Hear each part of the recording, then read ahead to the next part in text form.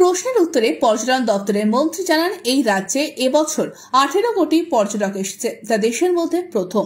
এবছর এখনো পর্যন্ত প্রায় 18 কোটি পর্যটক বাংলায় ভ্রমণের জন্য এসেছেন, যার মধ্যে আবার সিংহভাগ পর্যটক পুরুলিয়া জেলা ভ্রমণ করেছেন এবং করছেন।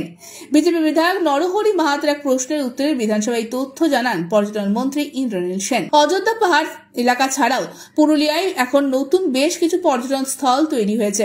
এর বাইরে বিজেপি বিধায়ক যদি নতুন কোনো প্রস্তাবও দেন তাহলে অবশ্যই তা বিবেচনা করা হবে বলেও জানান মন্ত্রী। শালতরার বিজেপি বিধায়ক চন্দন বাউরি মন্ত্রীর কাছে জানতে চান, বিহারীনাথকে কেন্দ্র করে কোনো পর্যটন কেন্দ্রিক পরিকল্পনা আছে কিনা। উত্তরে মন্ত্রী জানান, প্রস্তাব পেলে বিবেচনা করা হবে। এছাড়াও এখন থেকে হোমস্টের তথ্যও পাওয়া যাবে পর্যটন দপ্তরের ওয়েবসাইট থেকে। তৃণমূল বিধায়ক মোহাম্মদ আলীর এক প্রশ্নের উত্তরে মন্ত্রী ইন্দ্রনীল সেন জানান, রাজ্যের হোমস্টেগুলোর বিস্তারিত তথ্য আগামী অর্থবর্ষ থেকে পর্যটন দপ্তরের ওয়েবসাইটে দেওয়া হবে। ব্যুরো রিপোর্ট, আজ বাংলা।